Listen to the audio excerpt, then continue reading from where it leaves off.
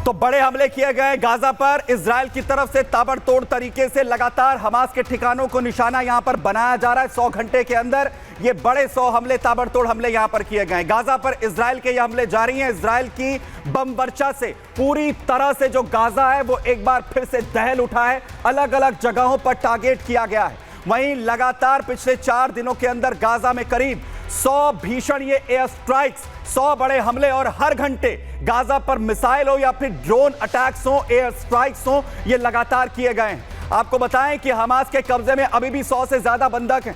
Hamas के पास अभी भी 100 से ज्यादा बंधक है इजराइल के, और इजराइल की चेतावनी के बावजूद भी अभी तक बंधकों को छोड़ने के लिए हमास राजी नहीं हुआ है। लगातार अपनी यहां पर दलीलें दे रहा है। डोनाल्ड ट्रंप जो नए राष्ट्रपति अमेरिका के होने वाले, उनकी तरफ से भी जो है डायरेक्ट चेतावनी दी गई थी। डोनाल्ड ट्रंप ने यह कहा था कि 20 जनवरी तक बंधकों को हमास छोड़े वरना तबाही होगी। 20 जनवरी वो तारीख जब डोनाल्ड ट्रंप शपथ लेंगे, लेकिन अभी तक हमास ने बंधकों को रिहा नहीं किया है। हमास लगातार अड़ा हुआ है और इसलिए इजराइल ने गाजा पर अब एक बार फिर से हमले में जो है तेजी की है। और ट्रंप के शपथ लेने के बाद ये अटैक और भी भीषण हो सकते हैं गाजा के अंदर।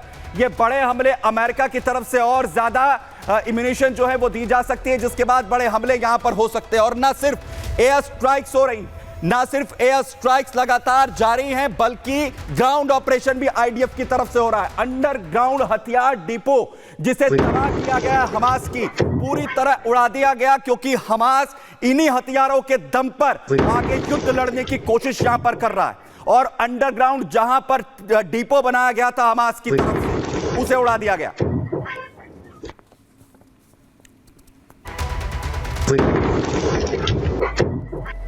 ना सिर्फ अंडरग्राउंड डिपो तबाह किया जा रहा है, ग्राउंड ऑपरेशन कैसे जारी है। ग्राउंड ऑपरेशन देखिए, गांव के अंदर आईडीएफ पहुंची और लगातार बड़े हमले यहां पर किए जा रहे हैं। और दावा किया जा रहा है मिलिटेंट जो हमास का, उसे टारगेट किया गया और कैसे एक जोरदार धमाका और सब कुछ तबाह।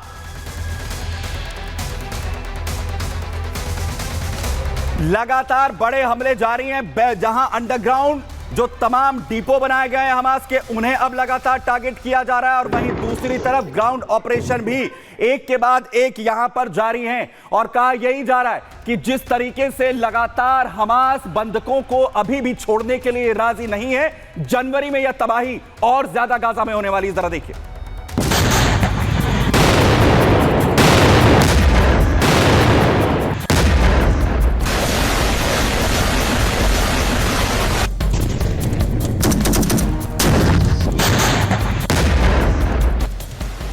इजराइल के बारूदी प्रहार से गाजा फिर कांप उठा।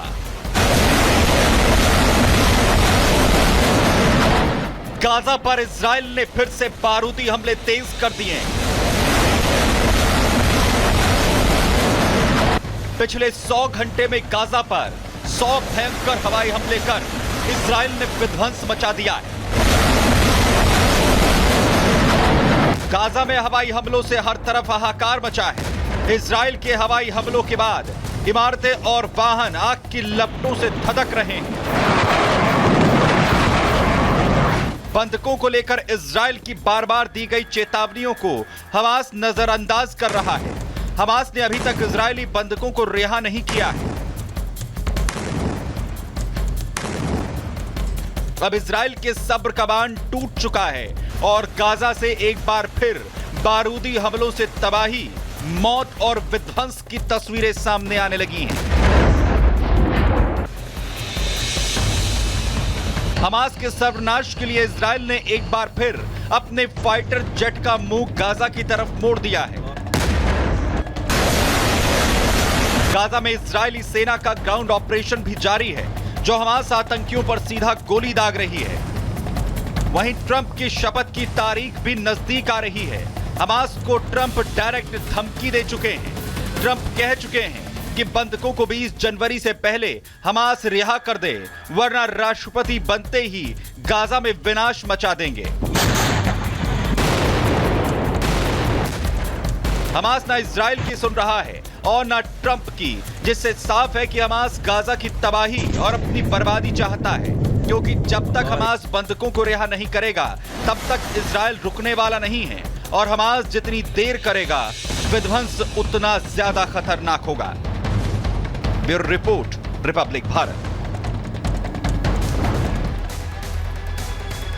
हमास की तरफ से अगर बंधकों को रिहा नहीं किया जाएगा तो बड़े हमले लगातार जारी रहेंगे और इस बीच बड़ी अपडेट आ रही है। 34 बंधकों की लिस्ट हमास की तरफ से जारी की गई है। गाजा में इजरायली हमलों से इस वक्त हमास दहलता हुआ दिख रहा है और एक लिस्ट जारी की गई है 34 बंधकों की। 34 बंधकों को छोड़ने के लिए लिस्ट जारी की गई है। सीज फायर के बदले बंधकों को छोड़ने के लिए राजी है हमास, जिसमें 10 महिलाएं और 11 पुरुष बंधकों की बात सामने आ रही है। यह बड़ी जानकारी, क्योंकि लगातार बड़े हमले जारी हैं और हमास पर जिस तरीके से बड़े अटैक हो रहे हैं उसके बाद एक लिस्ट जारी की जा रही है हमास की तरफ से 34 बंधकों की। और यह कहा जा रहा है कि अगर इजराइल सीज फायर यहां पर करता है तो उसके बाद वो इन बंधकों को छोड़ने के लिए राजी है। जहां एक तरफ गाजा को दहला रहा है इजराइल, वहीं दूसरी तरफ लेबनान में भी अब तैयारी की जा रही है, क्योंकि लेबनान में लगातार आईडीएफ डटी हुई है और यह दावा किया गया था, समझौते के तहत यह मांग की गई थी कि अगर आईडीएफ तभी वहां से हटेगी जब हिजबुल्लाह के साउथ लेबनान में जो भी ठिकाने हैं उन्हें तबाह किया जाएगा, खत्म किया जाएगा। और अब इसे लेकर इजराइल की नजरें टेढ़ी होती हुई नजर आ रही।